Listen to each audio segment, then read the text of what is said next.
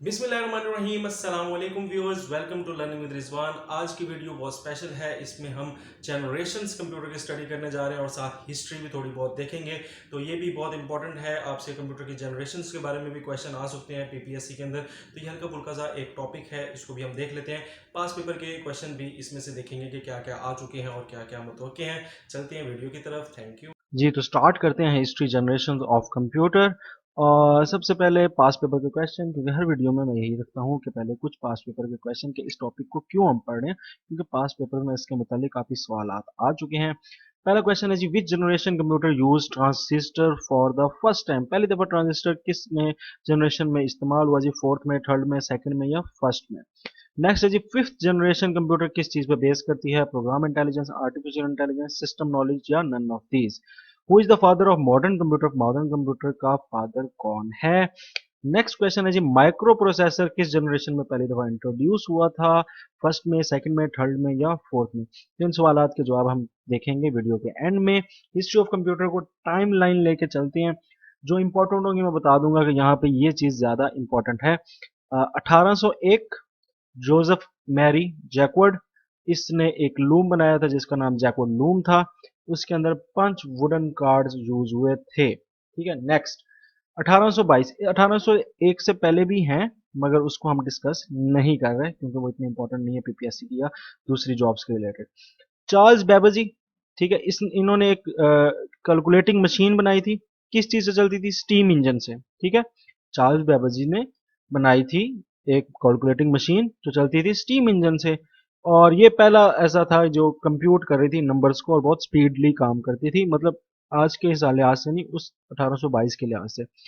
तो इसको father of computer भी इस वजह से कहते हैं कि ये 1822 में उन्होंने पहला कैलकुलेटिंग मशीन बनाई थी। और वो किस चीज़ पे काम करती थी? ये बड़ी इंपॉर्टेंट है, स्टीम इंजन पे काम करती थी। इनको फादर ऑफ कंप्यूटर भी कहते हैं। और ये चार्ज 1822 में मैथमेटिशियन थे जी ये वैसे। 1890 की बात करें तो हरमन साहब हैं, इन्होंने पंच कार्ड सिस्टम लगाया था और ये 1880 के अंदर सेंसस मरदमशुमारी के लिए इन्होंने बनाया था। और ये भी बड़ा इंपॉर्टेंट है। अच्छा जी, 1936 में आ जाएं।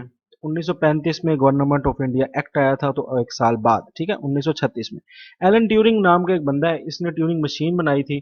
और ये बहुत तेजी से काम करती थी। और ये भी एक किस्म की मशीनरी थी कि जो कंप्यूटेशन की थी, मगर थोड़ा सा तेजी से काम करती थी। और इसका पहले इसने यूनिवर्सल मशीन नाम रखा था, बाद में इसका नाम इसी के नाम पे ट्यूरिंग मशीन हो गया। अब ये ट्यूरिंग है, इसकी प्रोनाउंसिएशन आप देख लीजिएगा। इसको फादर ऑफ मॉडर्न कंप्यूटर भी कहते हैं। किसको जी? एलन ट्यूरिंग को। तो नेक्स्ट है 1939 में। 1939 को यौम निजात भी 1939 में मनाया गया था पाकिस्तान हिस्ट्री के लिए लिहाज से। तो उस दौरान जो है एचपी, जो एचपी कंपनी है, हॉलेट पैकवर्ड, वो डेविड पैकवर्ड और बिल हावलेट ने स्टार्ट कर ली थी। ठीक है जी। नेक्स्ट हमारे पास 1944 है, जंग अजीम खत्म होने से एक साल पहले। ये एक जो है वो electronic numerical integrator and calculator, ये एक एनियक मशीन बनाई थी। किसने बनाई थी? जॉन मॉशले और जॉन प्रेस्पर एकर्ट ने। ठीक है जी, ये याद कर लीजिएगा कि इसमें ये इंपॉर्टेंट है कि एनियक से बनता क्या है जी? Electronic numerical integrator and calculator. अच्छा जी, फिर इन्हीं दो बंदों ने जो है वो यूनिवैक बनाई थी, ये भी सेंसस के लिए इस्तेमाल हुई थी। और ये फर्स्ट कमर्शियल कंप्यूटर था जो बिजनेस और गवर्नमेंट एप्लीकेशन, यानी गवर्नमेंट सरकारी तौर पर और बिजनेस बड़ी बड़ी कंपनीज ने इसको खरीदा था। यूनिवैक और एनीवैक, ये 1944 और पाकिस्तान बनने से पहले 1946 ये आ गया।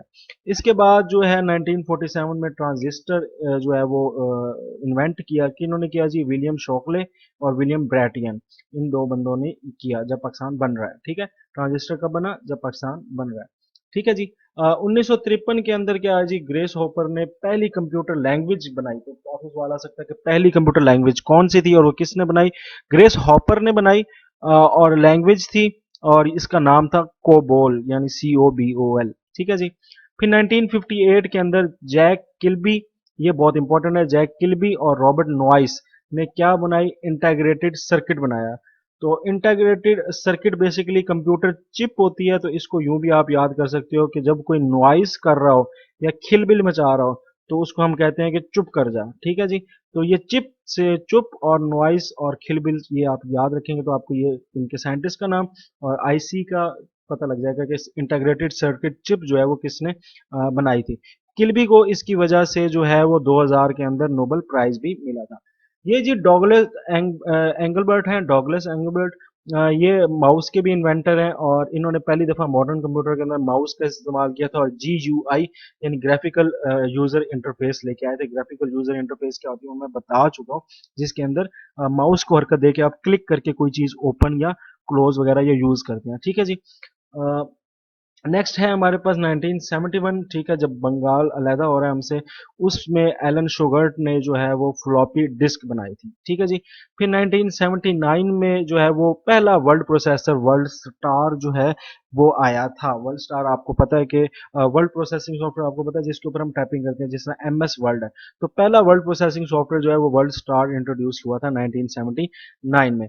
1981 में IBM ने अपना पहला नाम कंप्यूटर डाला एक्रोन, और उस कंप्यूटर के ऊपर जो ऑपरेटिंग सिस्टम था वो माइक्रोसॉफ्ट का बना हुआ MS डॉस था, विंडोज नहीं थी। तो 1981 में पहली जो ऑपरेटिंग सिस्टम से पहला IBM का पर्सनल कंप्यूटर बनाया गया उसका नाम था एकॉर्न। ठीक है। माइक्रोसॉफ्ट ने अनाउंस किया विंडोज 1985 में, 1985 के अंदर जो है विंडोज का ऐलान हुआ और पहली डॉट कॉम रजिस्टर्ड हुई, जिस तरह अभी आप पढ़ते हैं ना www फॉर डॉट कॉम। ठीक है। तो वो जो डॉट कॉम डोमेन है वो पहली रजिस्टर्ड हुई थी, वो उसका नाम क्या था, उसका नाम था सिंबॉलिक डॉट कॉम। तो ये पहली डॉट कॉम वेबसाइट जो है वो रजिस्टर्ड हो रही है विंडोज के नाम पे। ठीक है जी। टिम बर्न्स ले, इन्होंने HPPT लैंग्वेज को डेवलप किया था और इसकी वजह से www जो है वो वर्ल्ड वाइड वेब का तस्वुर आया और ये आहिस्ता आहिस्ता दुनिया के अंदर फैल गया। तो इसको www का इन्वेंटर भी बोलते हैं, फाउंडर भी बोलते हैं। किसको जी? टिम बर्नर्स ले। ये फाउंडर्स वगैरह इंशाल्लाह नेक्स्ट लेक्चर में बहुत डिटेल से हमने स्टडी करने हैं। 1996 के अंदर जी, ठीक है, ये सर्जी ब्रेन और लैरी पेज ने गूगल सर्च इंजन बनाया। ठीक है, 1996 में। इसका भी एक शॉर्टकट किया, चलें वो इंशाल्लाह नेक्स्ट लेक्चर के अंदर हम डिटेल से फादर और फाउंडर्स पढ़ेंगे कंप्यूटर रिलेटेड, तो उसमें देखेंगे। वाईफाई जो है वो 1999 में आ गया जी, जब विदाउट वायर्स जो है इंटरनेट लोग यूज करने लग गए। मैक ऑपरेटिंग सिस्टम एप्पल ने जो है अपना अनवील किया। ठीक है, मैक ऑपरेटिंग सिस्टम एप्पल ने बनाया और स्टार्ट किया। विंडोज कब बन रही है? 1990 1985 में विंडोज आ रही है और ये ऑपरेटिंग सिस्टम कब आ रहा है मैक का? ये 2001 में आ रहा है। अच्छा जी, ये मैक ऑपरेटिंग सिस्टम 10, ठीक है, 10 वाला। अच्छा जी, 2003 के अंदर पहला प्रोसेसर 64 बिट का बना, AMD Athlon 64, ये तो इंपॉर्टेंट नहीं है। 2001 में मोजिला फायरफॉक्स आई जिसने इंटरनेट एक्सप्लोरर के जो है वो इंटरनेट एक्सप्लोरर से ऊपर छा गए। दूसरे नंबर पे जी 2006 के अंदर 4 के अंदर, ये 2004 कर लीजिएगा, ठीक है, 2004 के अंदर मोजिला फायरफॉक्स आई और 2004 ही के अंदर फेसबुक आई। मैं इसको 2004 कर ही देता हूँ, ठीक है, ताकि आपको पता लग जाए।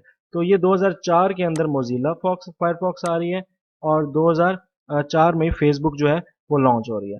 2005 में यूट्यूब लॉन्च हो रही है और जो गूगल है उसने एंड्रॉयड जो है खरीद लिया। बेसिकली एंड्रॉयड जो था वो लिनक्स ऑपरेटिंग सिस्टम था, तो वो गूगल ने खरीद लिया। तो जितने मोबाइल आपको स्मार्टफोन में आ रहे हैं वो ज़्यादातर एंड्रॉयड में आ रहे हैं जी। पहला लैपटॉप कह लें आप आम जबान में, मगर मैकबुक उसको स्पेशल कहते हैं, जो एप्पल का लैपटॉप नुमा शेप की वो डिवाइस होती है। तो ये पहला मोबाइल कंप्यूटर था जिसको आप एक जगह से दूसरी जगह मूव कर सकते थे, ऐसा कंप्यूटर जो बगैर तार का था यानी चार्जिंग पे चलने वाला। तो वो मैकबुक 2006 में एप्पल ने इंट्रोड्यूस किया था, जो इंटेल बेस्ड था। अच्छा जी, नेक्स्ट है हमारे पास आईफोन। आईफोन जो है वो कंपनी स्मार्टफोन कंपनीज का धक्का था, मेन स्टार्ट था और आईफोन ने बहुत बड़ी तब्दीली लाई, ये 2007 में हुआ। ठीक है जी। उसके बाद माइक्रोसॉफ्ट विंडोज 7 आ रही है 2009 में। आईपैड जो है वो 2010 में आ रहा है एप्पल का। गूगल की क्रोम बुक 2011 में आ रही है। एप्पल वॉच 2015 में आ रही है। विंडो 10 भी 2015 में रिलीज हुई है, रिसेंटली जो अभी हुई है। इसके बाद विंडो 11 अभी होने वाली है, इसकी डेट अनाउंस हो गई है। 2017 में फर्स्ट रिप्रोग्रामेबल क्वांटम कंप्यूटर जो है वो बनाया गया है, जो कि आर्टिफिशियल इंटेलिजेंस की तरफ एक बहुत बड़ा हाथ है। तो ये कुछ हिस्ट्री थी, मैंने स्टार्ट किया 1801 से 1801 से, और ये सारी की सारी आपने देखी होंगी कि क्या क्या तब्दीलियां आ रही हैं और किस तरह चीज़ें इन्वेंट कर रही हैं। मोटी मोटी बताइए जो उसके लिहाज से इंपॉर्टेंट है, पेपर के लिहाज से इंपॉर्टेंट है। नेक्स्ट हमारे पास जनरेशन्स आ जाती हैं, तो जनरेशन्स को आपने थोड़ा अच्छे से स्टडी करना है क्योंकि ये इंपॉर्टेंट टॉपिक है पिछले हिस्ट्री के लिहाज से।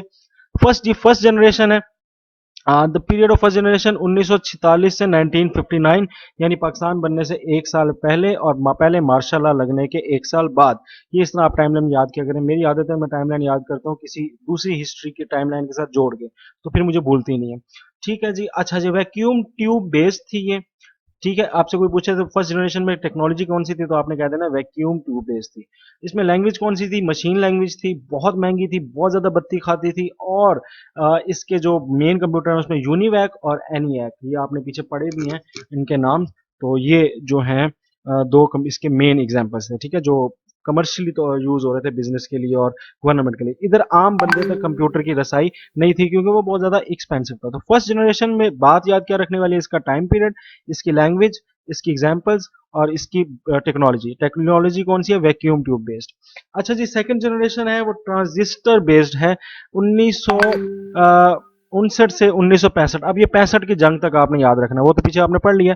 1965 की जंग तक ये जो है ये रही। ठीक है, ये 6 साल का रही। इसके अंदर कौन सी टेक्नोलॉजी थी, ट्रांजिस्टर बेस्ड टेक्नोलॉजी डाली गई थी। लैंग्वेज कौन सी यूज की थी, मशीन लैंग्वेज और असेंबली लैंग्वेज। ये थोड़े से स्मॉलर थे, ज्यादा फास्टर थे, मगर अगेन हीट वगैरह ट्रांजिस्टर की वजह से इससे हीट वगैरह बहुत ज्यादा निकलती थी। और इसमें पंच कार्ड इस्तेमाल किए थे इनपुट और प्रिंट आउट लेने के लिए। ठीक है जी, पंच कार्ड इस्तेमाल करते थे इनपुट के लिए और प्रिंट आउट के लिए इस्तेमाल करते थे आउटपुट के लिए। इसके अंदर ये IBM 7090 और CDC 360 ये मेजर एग्जांपल्स हैं। इसमें जो याद करने वाली चीजें हैं वो ये रेड हैं, ये आपने सिर्फ याद करनी है। ठीक है जी, नेक्स्ट हमारे पास है इंटीग्रेटेड सर्किट बेस्ड। ये थर्ड जनरेशन थी। ये देखें, ये बड़ा आसान है। 1965 की जंग हुई थी, फिर 1971 में बंगाल अलग हुआ था। तो ये 1965 से 1971 तक ये तीसरी जनरेशन है। तो इस तरह जनरेशन आपको बड़ी इजीली याद हो जाएंगे। तो आईसी बेस्ड सिस्टम था ये, आईसी डाले गए थे। इसमें भी कीबोर्ड और मॉनिटर को जो है वो आ गए थे इस्तेमाल। आ गया था कि मॉनिटर यानी डिस्प्ले आपको तस्वीर ही नजर आने लग जाती थी और कीबोर्ड यानी कि आप टाइपिंग करके जो है इनपुट डाल देते थे। और इसकी वजह से आहिस्ता आहिस्ता मास ऑडियंस जो है वो आना शुरू हो गई, क्योंकि ये कंप्यूटर्स अब थोड़े एसएस में आने लग गए थे लोगों के, क्योंकि ये सस्ते भी थे थोड़े और छोटे भी थे। इसके अंदर IBM 360 और PDP 11 ये सेकंड थर्ड जनरेशन है। फोर्थ जनरेशन अभी भी चल रही है और बहुत जो है वो छा गई है। उसमें काम किसने किया था जी, माइक्रो प्रोसेसर ने। तो माइक्रो प्रोसेसर में बेसिकली क्या है, छोटे छोटे से आईसी हैं, ढेर सारे आईसी इंटीग्रेटेड सर्किट होते हैं, वो एक सिलिकॉन चिप के ऊपर फिट हुए हैं, तो वो माइक्रो प्रोसेसर बन जाता है।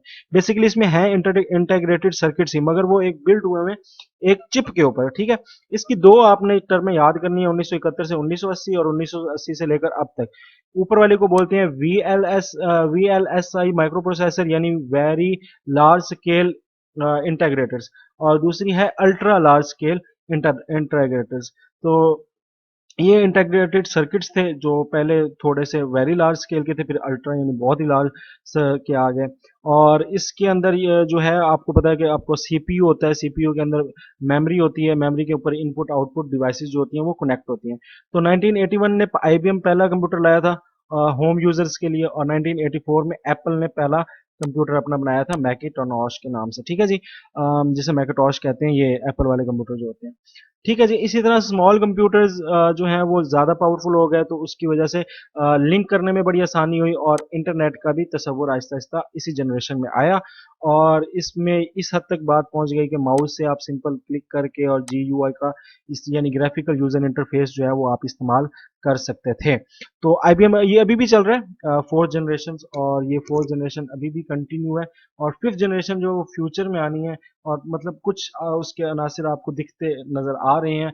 उसके अंदर यह है कि हम आर्टिफिशियल इंटेलिजेंस से मुराद ये है कि हम कंप्यूटर को बोलें और कंप्यूटर खुद ही मेरी बात समझे और वो मेरा काम कर दे। इसको बोलते हैं आर्टिफिशियल इंटेलिजेंस। इसके अंदर रोबोट बन रहे हैं ऐसे, जो हम मिसाल के तौर पे किसी मुलाजिम को कहते हैं जाए चाय लेके आ, तो वो जब बंदा जाता है चाय लेके आता है बना के, तो हम ऐसा बनाना चाहते हैं कंप्यूटर जो हमारी इस तरह बात माने कि इंसान जिस तरह मानते हैं।